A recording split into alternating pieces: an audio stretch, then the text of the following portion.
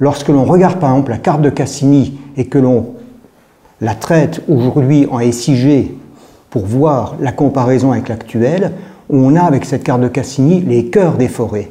Autrement dit, les espaces qui sont les plus riches du point de vue biodiversité.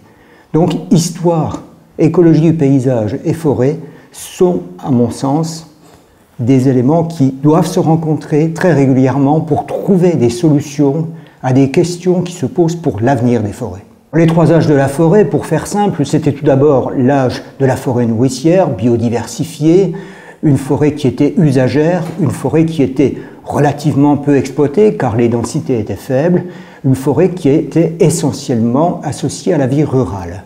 Ensuite vint, vous le savez, donc la forêt réglée, l'aventure de Colbert, Léopold, ici en Lorraine, bref, une forêt qui est essentiellement gérée du haut vers le bas, nous parlerions aujourd'hui de bottom-up, une forêt donc qui est mise au service d'un projet qui est un projet national, un projet d'État, un projet de puissance.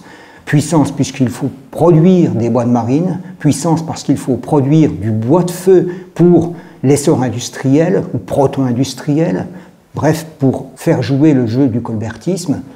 Et puis à partir de 1824, de 1830, nous avons évidemment le troisième temps de la forêt, qui est le temps de la forêt mise en conversion, avec l'aventure Lorentz, avec l'école forestière, bref, avec un modèle qui là encore est un modèle régalien, mais un modèle donc qui veut anticiper sur l'avenir, produire des beaux bois d'œuvre, produire de belles billes, produire de belles forêts, mais sans connaître bien entendu toute la diversité phytosociologique que nous connaissons aujourd'hui. Bref, en faisant des erreurs et en ayant une approche cartésienne de la forêt.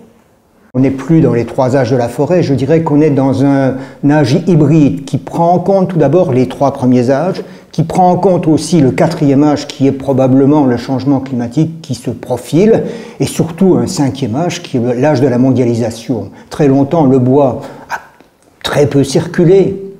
Évidemment, on peut parler de Vauban qui veut faire un canal qui ramène les bois de Lorraine, par exemple, jusque Paris. Le bois circule à l'échelle planétaire depuis relativement peu de temps, si bien qu'on est passé d'une logique rurale, locale, avec des filières bois essentiellement locales, à une filière qui est internationale, qui est capitalistique, qui est hors norme par rapport à ce qu'on pouvait imaginer il y a 50 ans.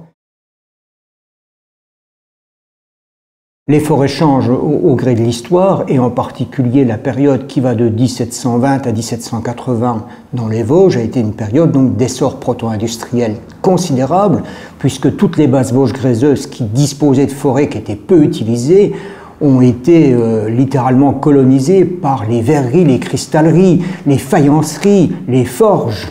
Et toute une série de grandes familles se sont illustrées, les de Dietrich par exemple, à Niederbronn, mais aussi les familles de verriers, les familles de faïenciers et les très célèbres cristalleries de Baccarat. Tous ces gens-là ont encouragé l'essor du bois de feu, autrement dit, ont encouragé le mélange hêtre-sapin et également l'essor du charme donc, dans les basses Vosges, afin de produire du bois de feu. Donc la forêt, elle se construit ou elle se déconstruit en fonction des besoins des hommes. Cette forêt du Bois-le-Moine, qui est d'ailleurs liée à la forêt du Féy et à la forêt de la Rappe, fait aujourd'hui 250 hectares ou 257 hectares. Elle a un vécu qui vient de la cristallerie de Baccarat, dirigée par mon arrière-arrière-grand-père, avait comme source d'énergie le bois. Paul Michaud a acquis à l'époque, pour le compte de la cristallerie, une forêt qui s'appelle la forêt d'Alencombe, propriétaire aujourd'hui de la famille Bastien-Thierry. Et cette forêt d'Alencombe a été exploitée totalement, elle était majoritairement feuillue, elle a été exploitée totalement par la cristallerie, les bois descendant par flottage jusqu'à Baccarat.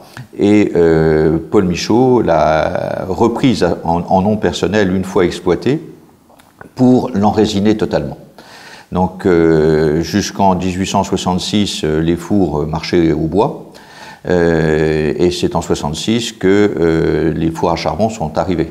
La succession s'est faite au profit de son fils Adrien, Et c'est lui qui a repris le flambeau, je dirais, des investissements. Et Adrien a acheté en 1880 la forêt de la Rappe et une petite partie du Bois-le-Moine. L'arrière-grand-père Adrien ayant fait ses investissements, il a misé non pas sur le bois énergie, mais sur le bois de construction. Et il a planté sous les hêtres du Fay, parce que Fay en Lorrain, c'est la hêtrée, c'est le feuillard. Il a investi en plantant des sapins. Il avait donc, avec son père, replanté la totalité de la forêt d'Alencombes, et là, il rebondissait sur un projet d'enraisinement de la forêt de Fay, Bois-le-Moine et Rappe. Il a été un petit peu visionnaire, évidemment, à son époque, en faisant cet enraisinement. Je pense que son implication dans l'industrie a été un élément moteur dans ses choix.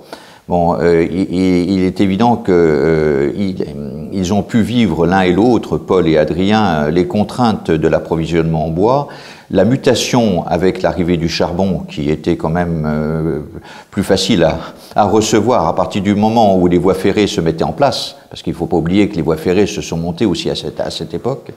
Et dans la perspective du charbon, il y avait aussi le besoin de bois de construction, que ce soit pour les mines ou d'autres usages liés à la construction. Les faïenceries de Lunéville, Keller et Guérin, mes ancêtres sont les Keller comme les Guérin. Et il faut savoir que la faïencerie de Lunéville, en 1785, a fait faillite parce que la cour de Lorraine, la cour de Lunéville, avait disparu suite au rattachement à la France. Et donc la clientèle avait disparu. Et Sébastien Keller a repris l'affaire en lui donnant une impulsion commerciale suivie par Charles Guérin, qui a fait sa renommée dans le monde entier.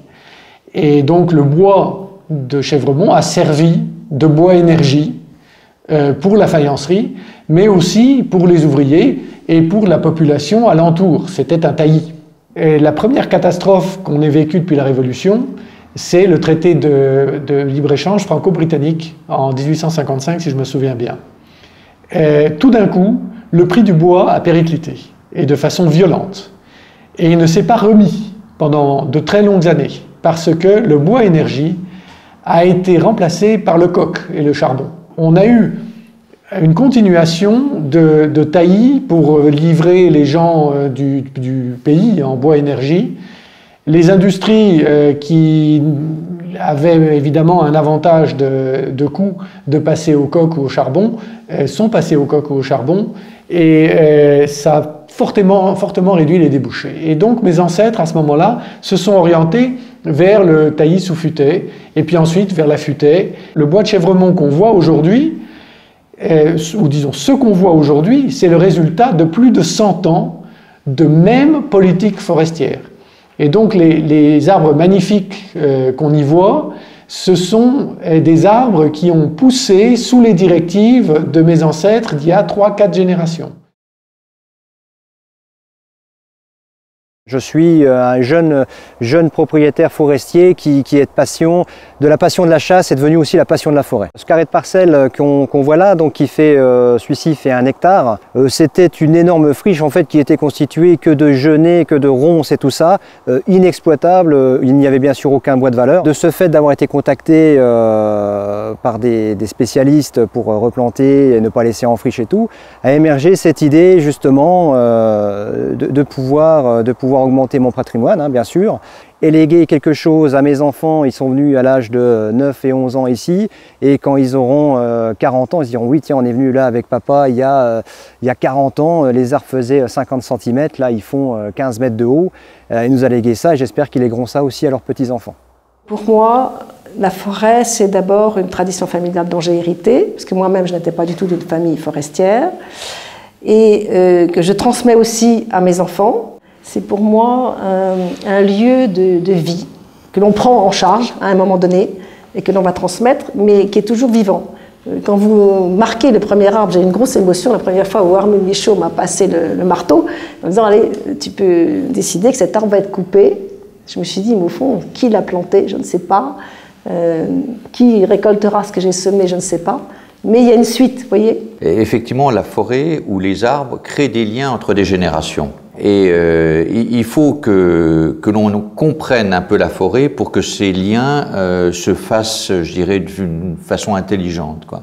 Et la préparation de la génération suivante est importante. L'approche qu'a Madame Charrois avec des donations progressives à ses enfants, à ses petits-enfants, pour les impliquer d'abord dans cette sensibilité, parce que le long terme, c'est pas donné à tout le monde. Ensuite, dans la gestion, ça me paraît être quelque chose de responsable. Je pense que nous cultivons, entre guillemets, ça c'est quand même le terme, nous cultivons la forêt pour la transmettre le mieux possible. Avec le temps, on se sent un petit peu chez soi dans les forêts dont j'ai la responsabilité. En plus, ces forêts que je gère pour au moins les 2/3, c'est déjà des forêts que géraient mon père ou Jacques Barthélemy, qui sont dans notre région des personnes que nombre de propriétaires ont connues, quoi. On va travailler sur une forêt au mieux 30 ans, ben, ma foi 30 ans pour un arbre c'est un tiers de sa vie, quoi. Donc il y en a d'autres qui prendront le relais derrière, et puis voilà. Bon, c'est un pari sur l'avenir, vous savez, c'est magnifique. C'est une aventure humaine, ça c'est sûr. C'est une aventure humaine entre les propriétaires, les gestionnaires, les gardes, tous ceux qui viennent qui viennent en forêt. Je suis né à Nancy, je suis lorrain. Mes frères et sœurs, mes cousins se sentent lorrains et pourtant ils vivent aux quatre coins de la planète. C'est très important d'avoir un endroit où se ressourcer, un endroit où se retrouver. Si on veut garder le contact familial, c'est essentiel. Et dans notre cas, les forêts servent de base de contact. Les réunions forestières sont une occasion pour tous de se retrouver. Et ça, c'est important. C'est une manière de se sentir partie d'un territoire, d'un terroir qu'on aime et auquel on tient. On a un objet dont nous avons la possession, mais il ne nous appartient pas. Il appartient aux générations futures. Notre souci, c'est que dans 2 générations, nos petits-enfants disent « Ah, qu'est-ce qu'on est content d'avoir ce bois !» et finalement fiers de ce qu'ont fait nos grands-parents pour nous, tout en sachant que c'est leur responsabilité de faire la même pour les autres.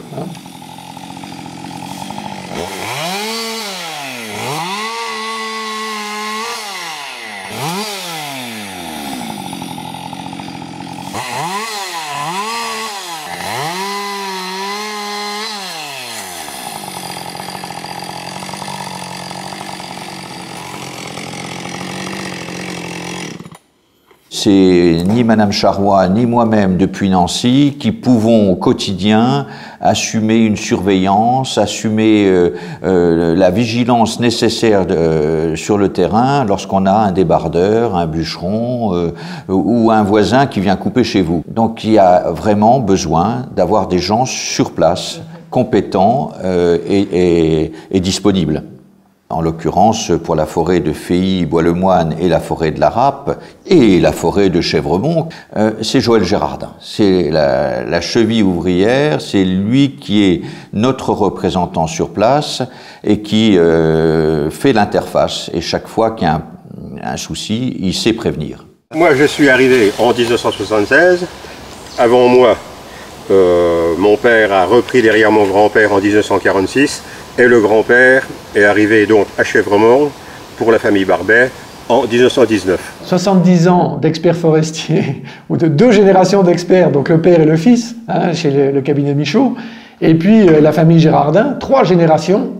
Ce sont des gens qui connaissent les moindres recoins du sol. Et quand nous allons en forêt, nous nous promenons, et qu'il y a une question, on fait une coupe, qu'est-ce qu'on met, qu'est-ce qu'on fait? Je peux vous dire que les conseils du garde et ceux de l'expert sont extrêmement respectés. Il apparaît clairement qu'en matière de valorisation des forêts, l'avenir est porté par le rôle de plus en plus reconnu du bois dans la construction et du bois énergie qui, sous des formes appropriées, retrouve un usage majeur. Cet axe du bois dans la construction est dès à présent nourri de premiers résultats qui sont très encourageants. C'est-à-dire, dans un marché en régression, le marché de la construction bois progresse. On était environ 5% de construction bois par rapport à la construction totale en France il y a 6-7 ans, et on est en train de dépasser les 10%. Il faut par contre veiller à ce que les essences utilisées soient les essences que notre forêt produit. Le savoir-faire en général dans la construction, c'est le bois résineux. Et la demande des industriels, c'est du bois résineux. Or, la France a, dans ses peuplements, 2/3 de feuillus et 1/3 de résineux. Il faut donc réapprendre, je dis bien réapprendre, à travailler le bois dans la construction à partir du bois feuillu. Le deuxième axe, qui est celui du bois énergie, est un bois qui fait aussi partie de l'histoire de la production des forêts françaises. Dans les plans gouvernementaux qui se succèdent, eh bien, on a déjà annoncé 23% de produits renouvelables. Eh bien, tout le monde sait que le bois représentera plus de la moitié de cette énergie renouvelable.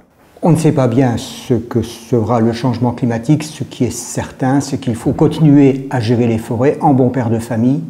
Et cela est difficile dans la mesure où on est passé du local à la mondialisation. Donc gérer en bon père de famille devient une véritable gageure. Et pour qu'une forêt soit en bonne santé, qu'elle soit pérenne, qu'elle soit reproductible, il faut tout d'abord de l'amour pour la forêt. Les propriétaires forestiers en général aiment leur forêt, et ça c'est important. Et il faut aussi beaucoup de patience, beaucoup d'abnégation et accepter le risque. C'est Michel Dinet qui a impulsé la réorientation de toutes les politiques publiques départementales de soutien au développement économique de la Meurthe-et-Moselle autour de cette notion d'économie solidaire. Alors il ne s'agit pas du tout, contrairement parfois à ce qu'on peut entendre, d'opposer l'économie sociale qui serait forcément vertueuse à l'économie traditionnelle qui serait forcément vorace. C'est une économie de proximité, une économie territoriale. La forêt, de ce point de vue-là, c'est particulièrement emblématique. La Lorraine est la 3e région forestière de France. Le Lunévillois, c'est 40% de la forêt en Meurthe-et-Moselle. C'est donc une filière qui est, j'allais dire, la filière pour ce territoire économique probablement la plus importante. Elle est au cœur du pacte Lorraine. Nous, Conseil général de Meurthe-et-Moselle, nous entendons jouer un rôle fédérateur. Il ne s'agit pas de faire à la place d'eux, il s'agit de mettre les gens en relation les uns avec les autres et de donner à cette filière les outils de son développement, depuis les propriétaires forestiers jusque tous ceux qui sur la chaîne de production, de fabrication, de commercialisation doivent aujourd'hui mieux travailler ensemble, mieux se fédérer, mieux se structurer, parce que c'est un enjeu, encore une fois, économique d'intérêt régional. Mais vous savez, le local n'est pas l'ennemi du mondial. Aujourd'hui, les atouts que la filière bois Lorraine a à faire valoir peuvent être portés à l'échelle internationale. Et nous avons des enjeux de débouchés locaux, mais nous avons aussi des enjeux d'excellence sur le marché mondial. Nous ne serons pas demain dans le bois low cost, nous ne sommes pas dans les industries low cost dans notre région. Il faut au contraire aller de l'avant et inscrire pleinement la filière bois de la Lorraine dans le XXIe siècle et dans la mondialisation, mais avec nos atouts et avec nos forces.